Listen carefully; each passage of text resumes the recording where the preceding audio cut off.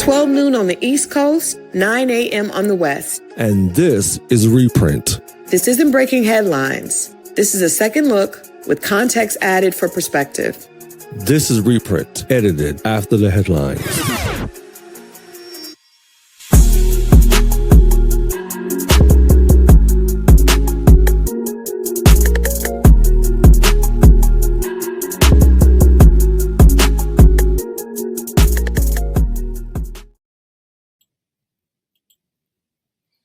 All right. Good afternoon on the East Coast. Good morning on the West Coast. I'm Crystal Jordan, and this is the Reprint. Joining me, of course, is my co-host, the publisher of Lennox and Parker, Victor Flavius. I knew that was going to happen. I absolutely knew that we were going to have sound issues on the first episode. Thank you guys for joining. This is, as I said, the Reprint, and Victor doesn't have sound. So we are just going to kind of see how we can get through the first episode of the Reprint. I am not sure what happened. There's a lot going on today. If you are new to Lennox and Parker or Crystal XO, please go ahead and like, share, and subscribe, because I promise you we're going to have some great conversation. Today is our first day. It's 2026.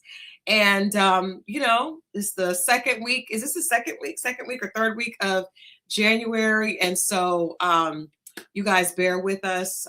We are excited about this conversation. We're just getting started. We're just having a little bit of technical difficulty getting started, but it's going to be good. We still don't have sound from Victor, but like I said, nope, we cannot hear you. We cannot hear you. We cannot hear you. Jesus help us. So yeah, this is, like I said, great. There are so many things happening in 2026. Hopefully your 2026 is off to a positive start. We are looking forward to having these conversations because we realize that often we see headlines and there are headlines that come across, but we don't get a chance to add context to them. And also we feel like it's really important for us as a community to address headlines from our perspective. Victor, are we there? Are you there? No, we still can't hear you. We still cannot hear you. Okay. And I guess you guys are going to get to know me a little bit more. I am editor-in-chief for Lennox and Parker magazine. We are a luxury imprint, and we focus on Black culture in its entirety, as opposed to, oh, you can't hear me. D. Brown, you cannot hear me? Can you not hear me at all? Oh my gosh.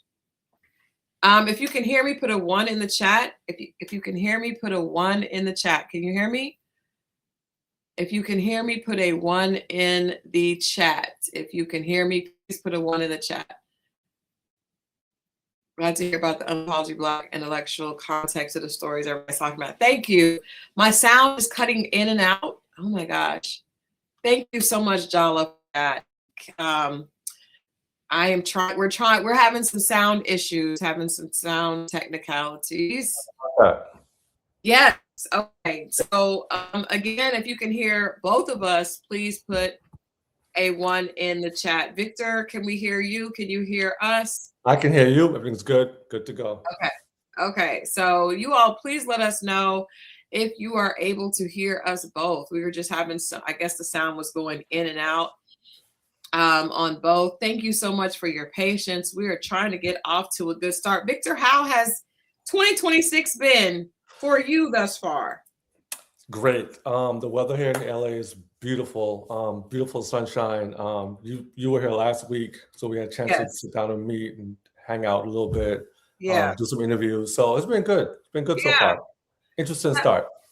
Well, I think it's really I think this news, the Reprint, is it is unique because I am in Atlanta, which is more of the East Coast, Southeast Coast, and you are there in beautiful Orange County, California. So we are attempting to really approach news from a holistic perspective, specifically with the Black voice, and adds a little bit of intellectual context, as Jala has said. So with that said, I think we should just jump right into it. I know that last year, obviously 2026 is going to be another extremely political year because there's a lot going on with the president of the United States and Mr. President, yeah.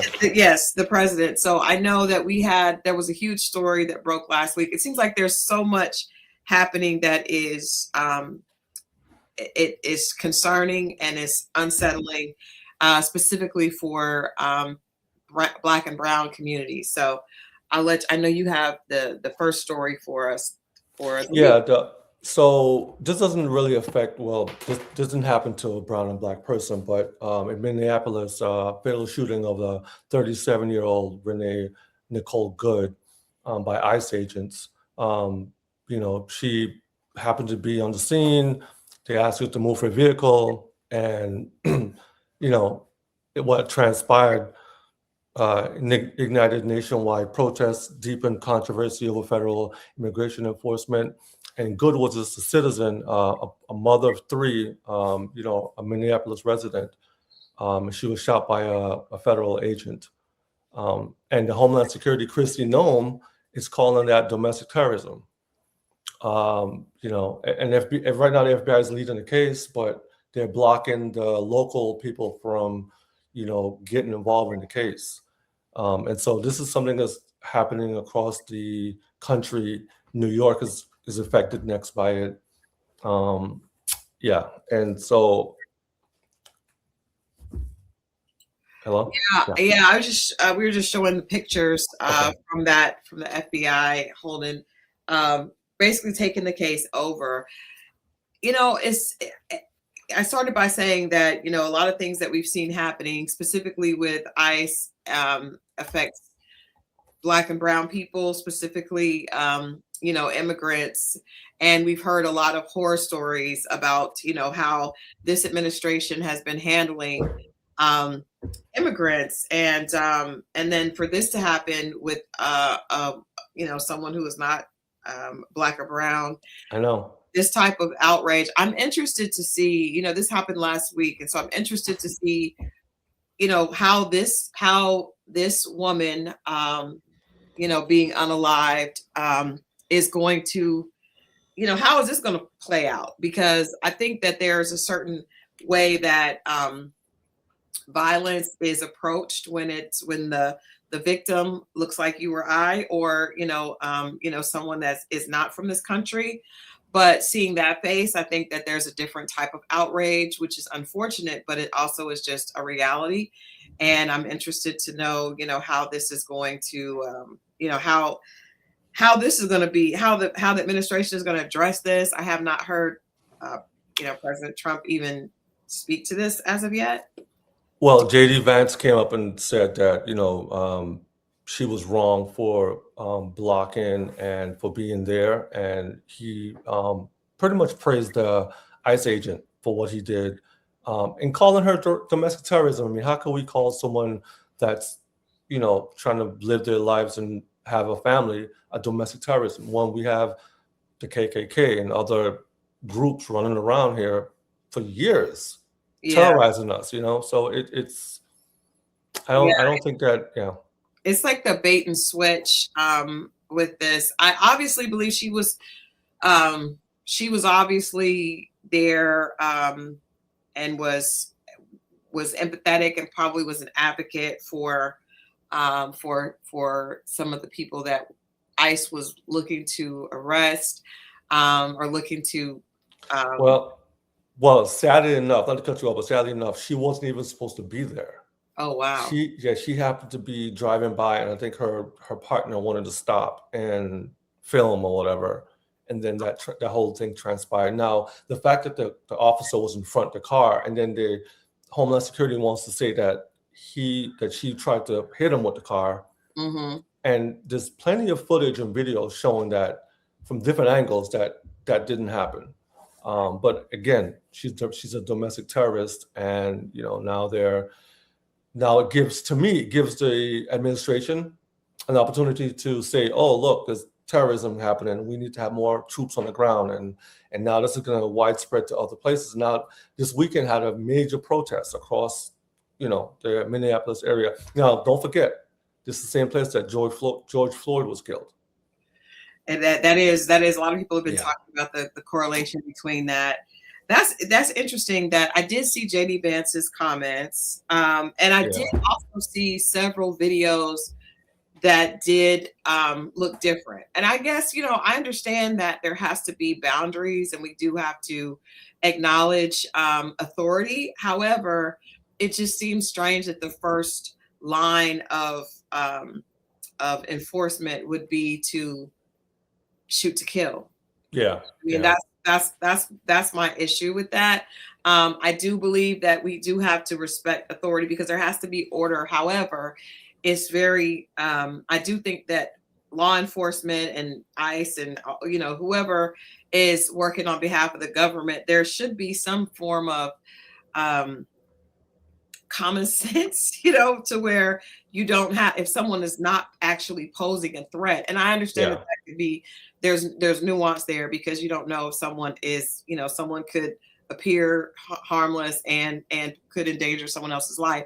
But it just seems that there should be processes in place before someone is unalived. Speaking of the administration, there's in headlines also the National Park Service has updated its policy to discourage visitors from defacing a picture of President Trump on this year's pass. So if you want to go visit the national parks and federal recreation lands, this is what your pass looks like. And if you do anything to that pass to deface President Trump's image, then you will not be allowed into the park. The use of an image of Trump on the 2026 pass rather than the usual picture of nature. So usually when you go get a pass to visit the national parks, there's just a picture of nature. I think the picture of George Washington is still there as well. But now this has sparked the backlash. This is, of course, coming down from his office. Sticker protests, and there's a lawsuit from a conservation group. The $80 annual America the Beautiful Pass gives visitors access to more than 2,000 federal recreation sites. And since 2004, the pass has typically showcased sweeping landscapes or iconic wildlife selected through a public photo contest. But now we have the picture of President Trump. And like I said, if there's a movement to, if that picture is defaced or if you were to scratch it off, then you would not be able to have access to the park. Let me just ask, so to me, when I saw this on Friday, and I feel like with everything happening, it does seem like there's a push for, like, people are accusing Trump of trying to be a dictator, right? And seeing his face on that pass in the place of, bison roaming the plains or America the Beautiful, right? Right. America the Beautiful. And this pass, it just definitely does not look like that. That doesn't even look like a park pass. And it's not that this is a huge issue, but I think when you pile all these little things up, it does become very alarming. Well, let me add one thing to that. The U.S. National Park Service also eliminated MLK Day and Juneteenth free entry to the park. So while they are trying to shift the narrative, they're also quietly removing, the things that matter to our community out of the way. So, they have his face on the. I don't even know why his face is on the cover of that to begin with. Right. Like you said, why would that be? But they're trying to me, add him as this like George Washington. If you go back to the picture, you'll see the two faces Mhm. You know, so they try to add him like he's a founding father of this Mhm. country, you Mhm. know, make America great again. So I guess that's in relation to that. But by eliminating MLK Day and from the schedule and Yeah. Juneteenth as well. I mean, what does that say about us? They want to erase some history, so Mhm.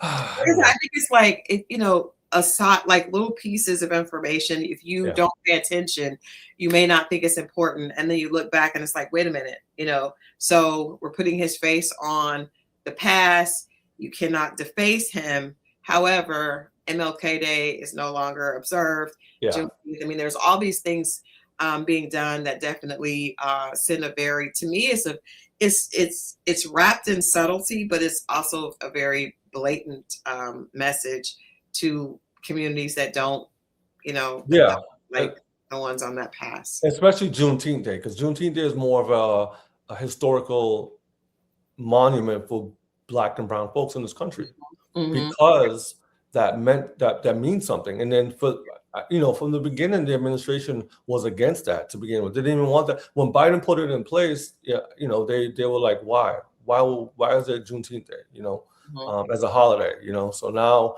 with this administration, they want to remove all of those landmarks that that affect our community. Even with the education system, how they remove stuff off the books, they're Yeah, doing that slowly, yeah. and you know, so yeah.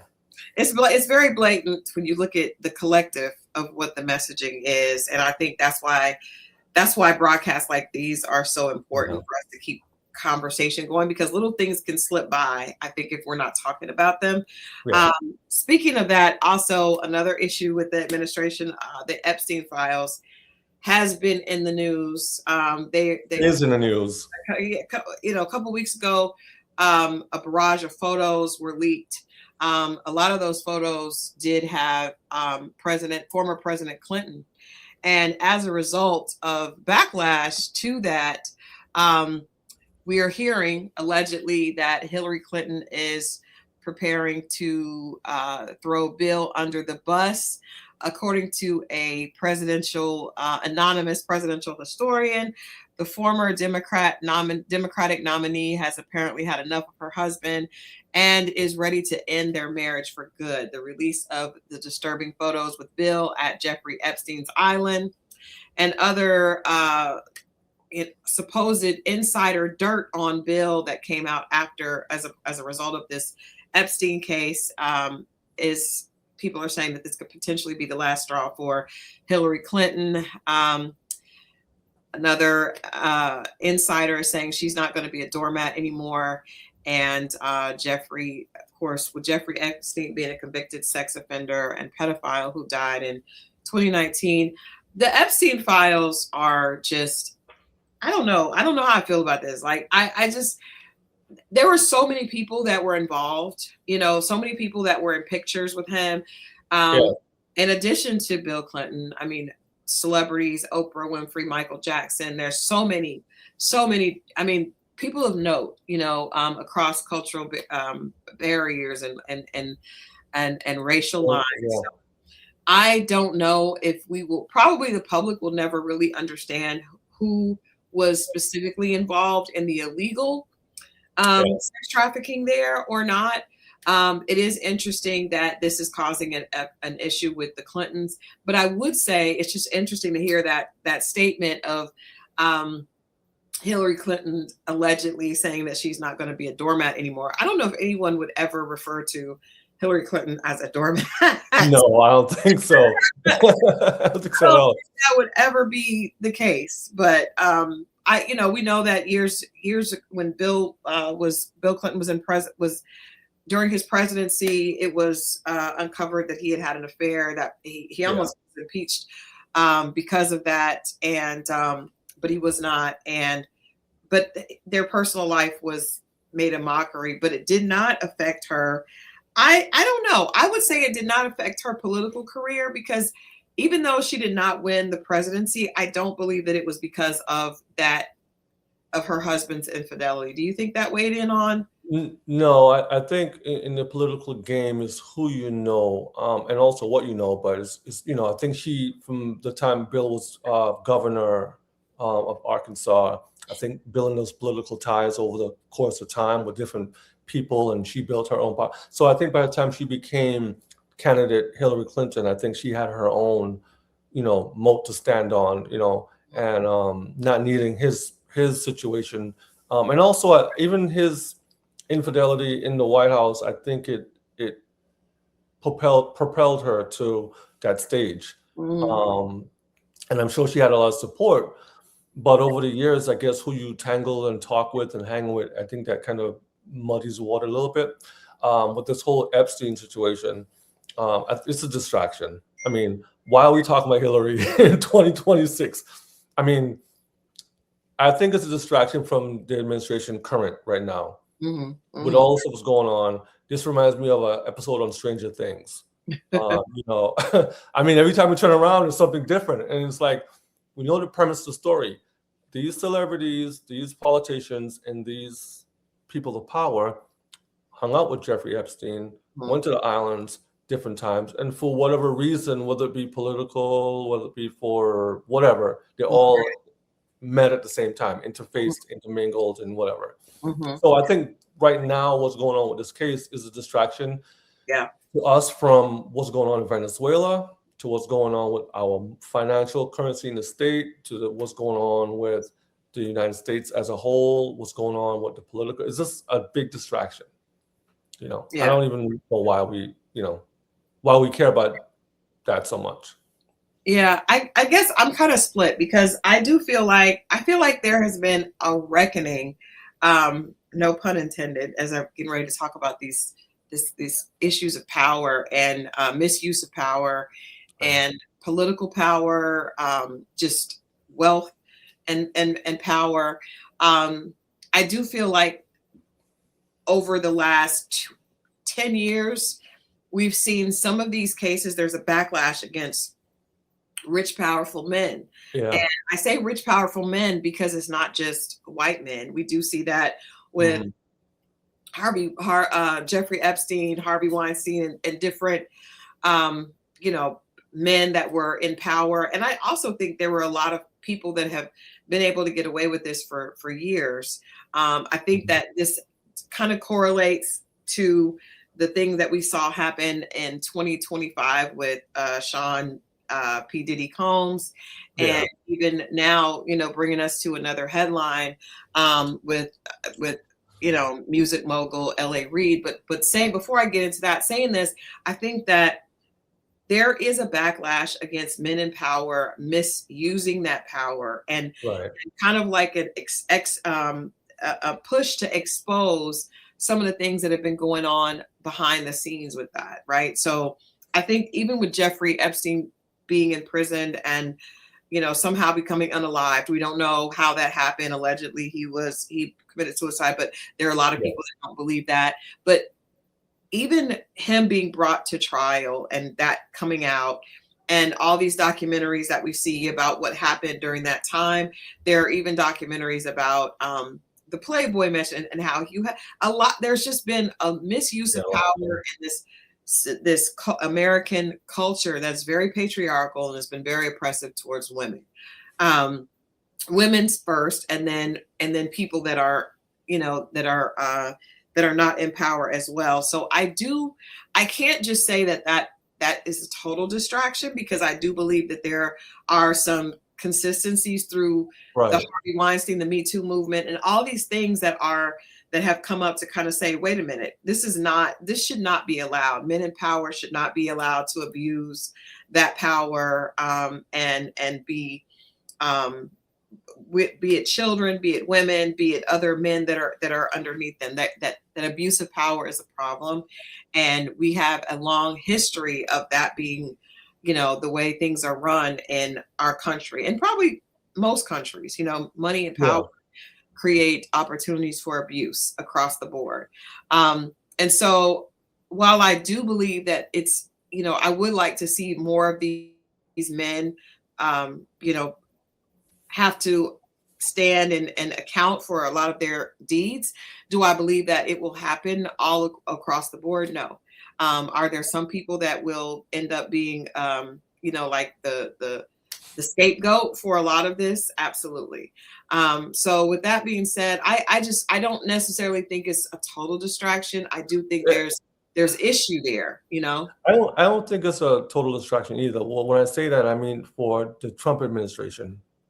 Right. Because all the stuff that they're trying to pass through, push, there's so much that they're doing we're bombarded on a daily basis with all the stuff, whether it be the bad job report, layoffs, the economy crashing the way it's going right now.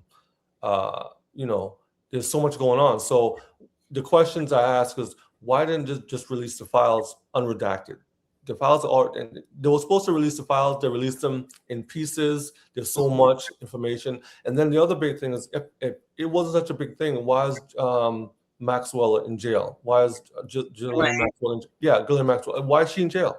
You know, so all of these different things is, to me, it's you know, it's just it's crazy. Yeah, it's wag the dog over here, but exactly. There's some fire. I don't know. Like I said, I mentioned just a minute ago, we just came out of 2025, and I think one of the biggest court cases of last year was Sean P. Diddy Combs. I have mixed feelings about that, and I think that we're going to continue to see more of that play out. We do know that Sean Diddy Combs did reach out to President Trump asking for a pardon, and Trump did turn that down. And as we start today, actually, Monday, January 12th, L.A. Reid. And L.A. Reid is synonymous with urban music. You cannot say urban music in this country without thinking of L.A. Reid and what the impact of LaFace on urban music. Legendary music producer L.A. Reid is accused of sexually assaulting former top record executive Drew Dixon while they worked together at Arista Records in 2001. The sexual assault trial is scheduled to take place in New York, and John Legend is pictured here because he is expected to testify as a witness. Dixon served as the vice president of A&R for Arista during that time period, and she has been a relentless advocate for justice for victims of powerful men in the music industry. Now, Dixon alleges that L.A. Reid assaulted her twice during her tenure at Arista while he was pregnant. She also sued and alleged that Def Jam co-founder Russell Simmons, she accused him of rape and later sued him for defamation. And he publicly denied the allegations and stated in an interview that Dixon and her accusers were lying. She is an advocate for the Adult Survivors Act, which is a special statute that allows victims to pursue convictions for crimes that would have otherwise been barred by the statute of limitations. That is one of my biggest issues with a lot of these cases. The statute of limitations, and it bothers me. I just have to say this. It bothers me that so many people will say, why didn't these people speak out years ago when this happened? The reality is, as you know, myself, I have my professional career, for all practical purposes, started in the music industry. I was an entertainment publicist for years. And so I understand the culture of the music industry. And there is not an opportunity for people that are not in power, specifically women, to have a voice in that culture. Right. There's just not. And I think especially, years past. So I think we have to do something to say that just because you dealt with abuse years ago, the statute of limitations is just kind of hypocritical to me. And I do have a problem with that. That being said, I also do think, that everyone deserves a fair trial. This is our country is supposed to be built on the fact that everyone should have a fair trial. And I don't think that we should assume someone is guilty just because they are, they're being sued, or they're being, they're a victim is saying that they were attacked or there was SA allegations against them. They have to be innocent until proven guilty. However, there are so many of these cases where the victims do not have a voice, and so Right. the people in power are assumed to be innocent, and that's not necessarily the case. It's just because the victims' voices have been muted. So that's a problem, Yeah, I don't this case that is up before us now, it's like you said, it's a problem.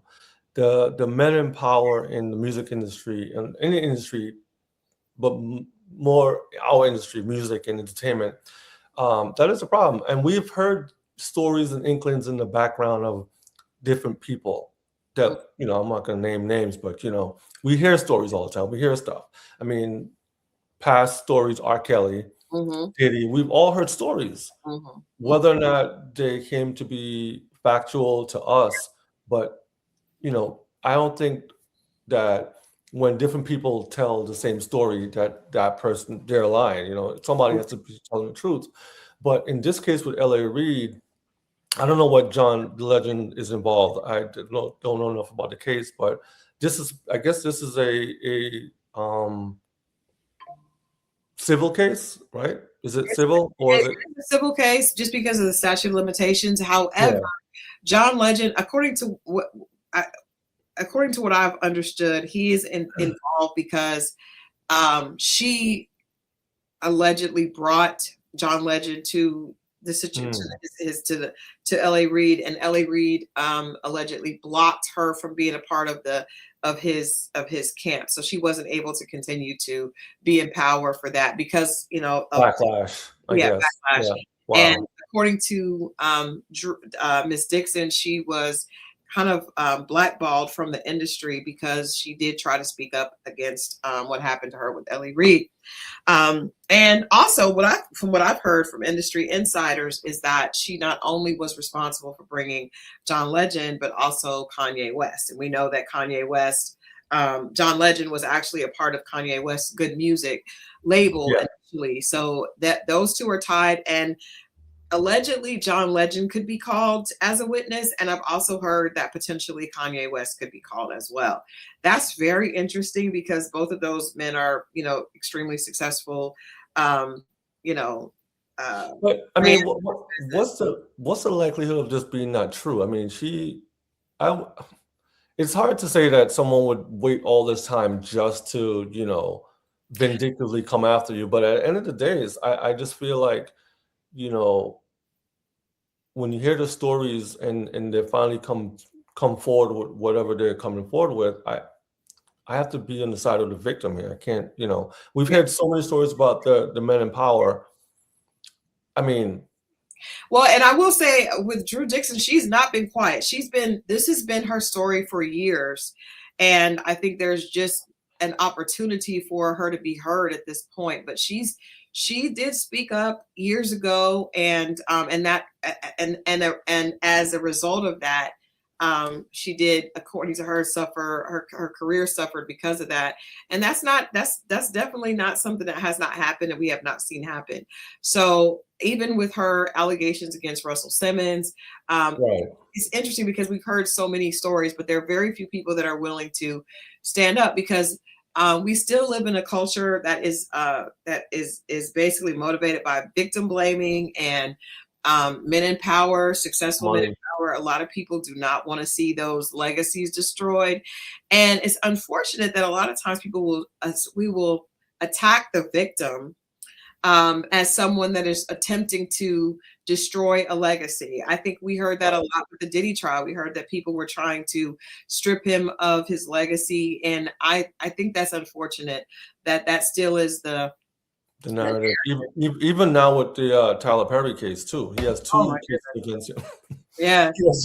he has two cases against him right now. And it's like, for some way or another, men with power is like, it's all go back to their character too. Look at the character. Like, I'm not going to finger point because I don't know Tyler Perry per se or Diddy or whoever. But, when different people come forward with whatever they being accused of, you have to go and look at their character and say, okay, well, let's take it to court and let the judge decide or jury decide. It's kind of hard though, because I would just ask you, like, is there, and even, viewers, if you're watching this, chime in, and if you see this on the replay, feel free to chime in as well. But you think about something like that. As you mentioned, Tyler Perry he has 2 additional cases. He's had several other cases that have kind of went away. Christian Keys made some allegations online. An actor that worked for him. Both of the gentlemen that are suing him currently are actors that formerly worked for him. Tyler Perry is a billionaire, and with that success comes amassed financial wealth and the ability to fight someone or to speak up as a victim, with your legal team that you can afford, if at all, against someone that has the ability to hire the best lawyers and legal team, and also even, financially influence people that could be to speak to your character. I mean, do we have a legal system that even really gives victims a chance? When you think about the legal team that L.A. Reid is going to be able to pull to the table, versus what Drew Dixon would be able to do, even though she has a lot of support with these victims advocate organizations. I mean, is that a fair fight? I don't know. I mean, we just saw what happened with Young Thug in Atlanta, right? Mm-hmm. And I don't know. Is that a fair? Good. That's a good question. Is that a fair fight? I mean, because you have a person to have a lot of money and a lot of power, so they can hire the best attorneys, and then you have the person that doesn't have the best attorneys. I mean, and I think a lot of it comes down to what the people think. I don't know, because I also think that money and power can be extremely influential. You got to think about this. L.A. Reid still is, even though he's not in place, as president of Arista or even Epic, what I think was the last place he was at, he's still someone that's very influential, and I think there are a lot of people that would not want to get on his bad side. But can we separate the two, his profession from his whatever he's been accused of? Again, I'm not saying he did anything. I'm just saying we should be able to separate the two.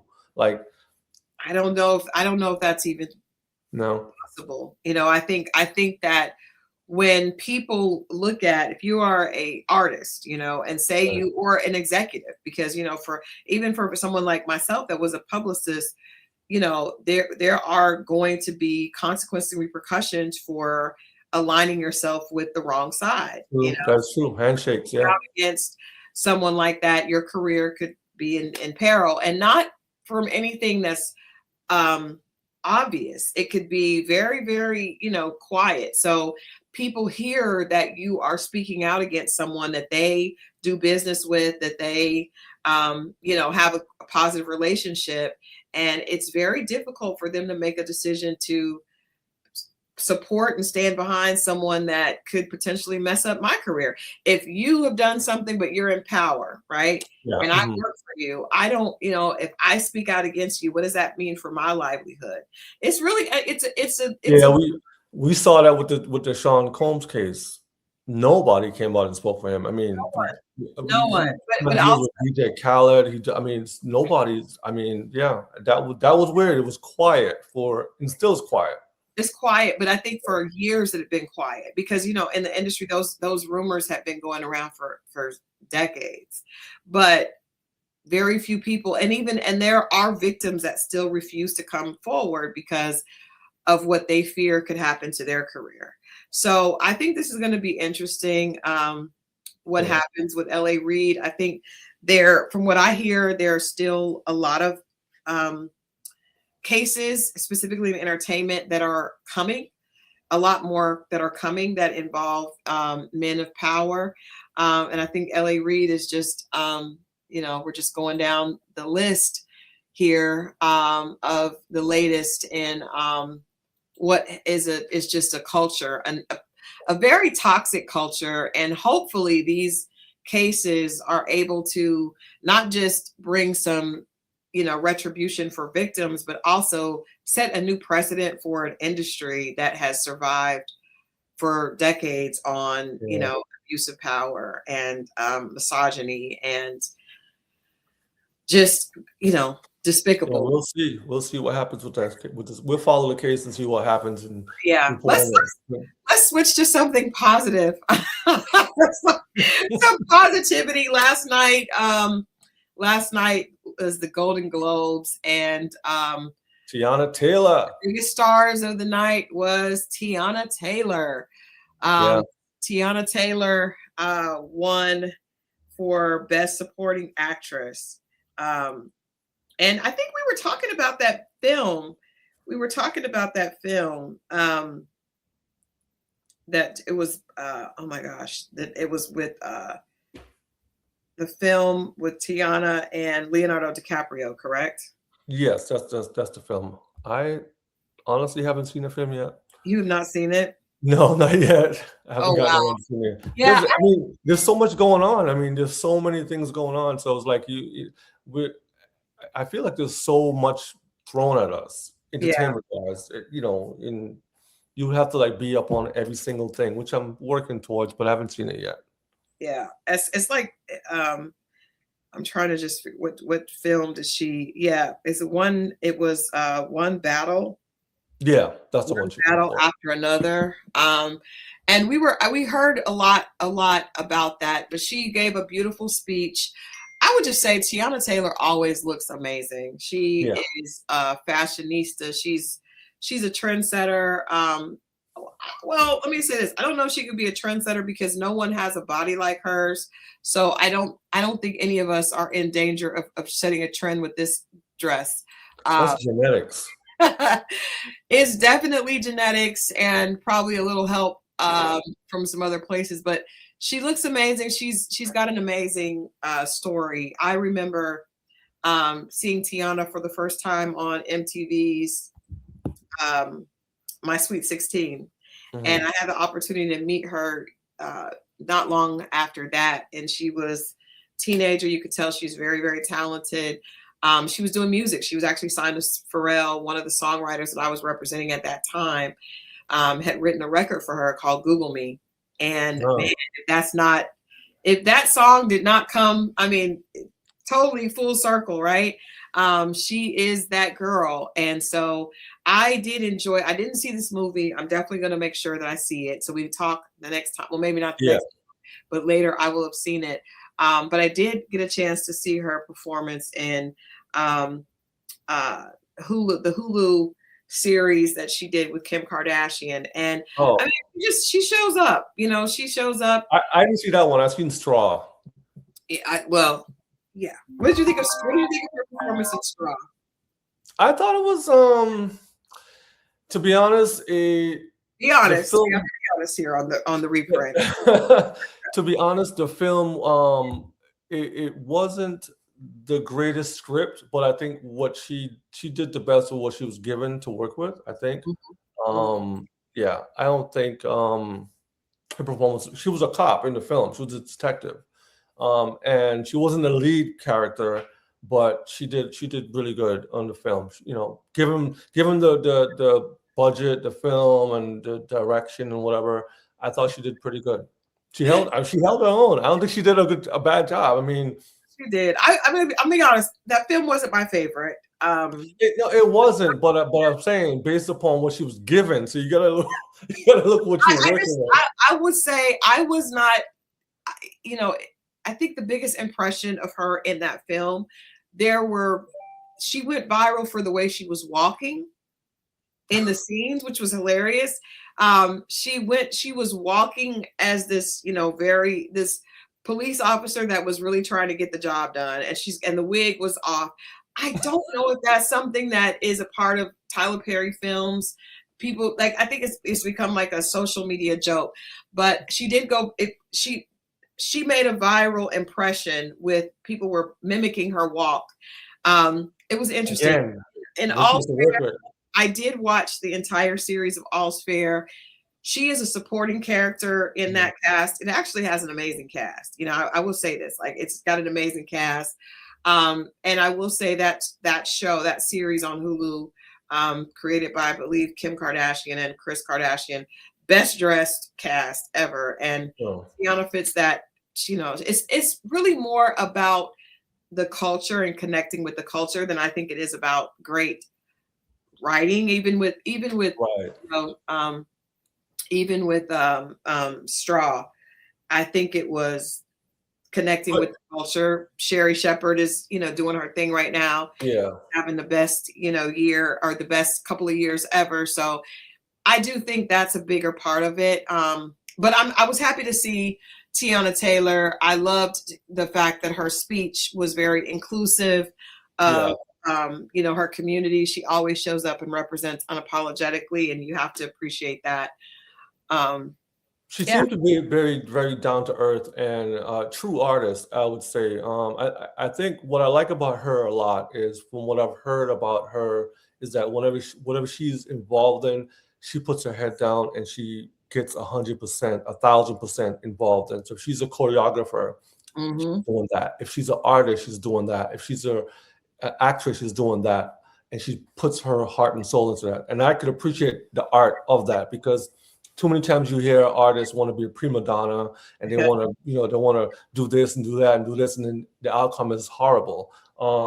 Again, what she was given in that movie, that Netflix movie Straw, she did her best part. She did her best. Mm-hmm. But then the question comes into me, not even with her, but how many times have we praised actors and actresses that they're just mediocre, but they get the roles all the time, and Mm-hmm. because they show up all the time and they show up as the same person every single time. Mark Wahlberg, every single he's the same character. Mm-hmm. Ben Affleck, same character in all his films, Mm-hmm. but he's praiseworthy, So I like to give our actors and actresses grace and time to grow into being. She's still young, and she has a mom. She's a family person, and she's an all around. To me, she's an all around artist. Yeah. She's an all American, all around Definitely artist. Yeah. Yeah. And I do agree that whatever she does, she seems to go 110%. So Yeah. not only is she a choreographer, an artist, I actually heard recently Sade, she did a Sade remake. Oh wow. Where she I've heard that one. Yeah. performed one of Sade's songs, and that Sade could do no wrong in my book. But I think that she is someone that she's actually a creative director for other artists. Yeah, exactly. For them, and I think she's a very hard worker. Congratulations to Teyana Taylor from Jackson Parker. We definitely appreciate the example that you continue to set. Another point that was amazing last night at it was actually the 83rd Golden Globes is Ryan Coogler and Michael B. Jordan won huge for Sinners, won the Golden Globe for cinematic and box office achievement, most popular film, best original score, cinematic and box office achievement. That's huge. That is huge. That's amazing. That is huge. Amazing. I also want to point out, it says the category was introduced to honor commercially successful films that achieved both popularity and critical acclaim. Sinners was a standout example, of course, last year. And then it also secured the award for Best Original Score for Ludwig Göransson's work, A Victory View. Wasn't shown during the main broadcast. So that wasn't shown during the actual broadcast. Okay. It went for the score. But Ryan Coogler actually owns the rights to this film. So amazing. That is amazing. A beautiful example of he is just a brilliant artist, producer, screenwriter, director, and Michael B. Jordan. It seems like they are the dynamic duo that cannot be stopped. Definitely looking forward to another Black Panther installment with the two of them. Now that they won so big for Sinners, I think it's time for us to go back. And we do know, I have to say this, anyone that watches my channel knows I'm a huge fan of Denzel Washington. Who's not a huge fan of Denzel Washington? Yeah, who isn't? Yeah, Denzel is supposed to be a part of this Black Panther 3. I've heard all types of allegations from other people joining as well. So we definitely, but first of all, just congratulations. These two young men definitely deserve their flowers. In the film, if you have not seen it, Michael B. Jordan plays dual roles. He plays twin brothers with very different personalities, and excellent. Yeah, just amazing. That's another good example of Black excellence. Mm-hmm. Of someone putting their head down and getting into character as director and as actor, and they work well together. Both of those gentlemen, I mean, they hit it on the nose every single time, and it seems like they come back with a better and better and better, just a better cinematography or whatever you want to call it. That they just do good stuff. Yeah, and every film they put out that I've seen has elevated every single time. I agree. That's why I'm excited about Black Panther 3. But I think that they're an example also of, blooming where you're planted and not, there are other directors that Michael B. Jordan could have been chasing that are like older and more, that have the history. But for him to find someone that he has chemistry with and to focus on their, now building this new relationship, and they're becoming the next, and so I think a lot of times people, it's a great example for people that see, oh, well, if I get into the business, I want to work with this person. Find someone that you work well with and you guys start to build history together. Yeah, and those two are definitely doing that. Well, you know what? Before we get out of here, I said we always want to end on a high note.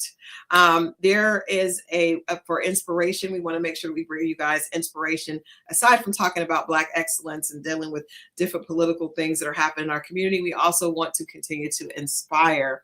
And I don't think there's anything more inspirational than children. And when we see the world through their eyes, recently a family visited Disney on Ice. I remember taking my children to those shows, and kids are always mesmerized by the Disney characters. And this little girl, she was super excited. Actually, little boy, he was super excited to see Mickey, and his whole thing after watching Disney on Ice was that he wanted to meet Mickey Mouse. And so the good people over at Disney, they saw this viral video and they gifted the family with a trip to Disney. And we have a clip from that. And so we want to share with you guys. But like I said, if we can all enjoy life through the eyes of a child, I think it'd be nice. Yeah. I am at Disney World.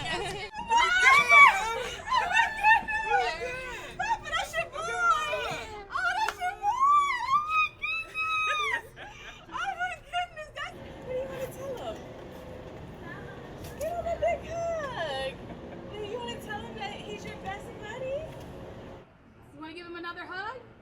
Yes! You've been waiting to see him. See him? Go ahead, that'd be cool.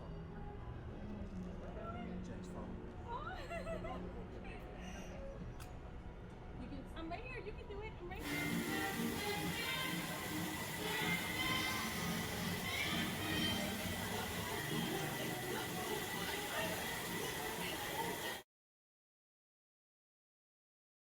All right, that was adorable. Amazing. That was adorable. It's so cute because sometimes kids are a little bit thrown off by the character actually being that big. He loved it, and I think my favorite part of that video is, yes, I want Mickey Mouse's hand because he's my best friend, but every little kid's best or most important person to them is their mom. So he had to get mom's hand as well. I love that. So the innocence is so beautiful. Watching kids, at that age is the innocence is like, wow, it's amazing. I love it. That was nice. That was very nice. A wonderful ending to the first edition of the reprint here on January 12th. We made it through. We made it. We did it. A few technical difficulties, but we made it through. We want to thank you guys for watching. If you're watching this on the replay, make sure that you like and subscribe. We're going to be back 3 times a week, Monday, Wednesday, and Friday, for more cultural context. Please join us. Yes, the latest headlines and news. Please make sure you join us. Also, make sure you go over and visit lennoxandparker.com for all these stories and so much more. Any last minute thoughts, Victor, on today? No, just go out and enjoy the day. Unplug at some point, go for a walk, enjoy the day. You know, we have to live in this time. So absolutely. Make sure you continue to live. Make sure that you continue to enjoy, and make sure that you go over to Lennox and Parker. This has been The Reprint with Editor-in-Chief Crystal Jordan, and of course our publisher Victor Clays, and we will see you all on Wednesday, 9 a.m. on the West Coast, 12 p.m. on the East Coast. We'll see you then. It's 12 noon on the East Coast, 9 a.m. on the West. And this is Reprint. This isn't breaking headlines. This is a second look with context added for perspective. This is Reprint, edited after the headlines.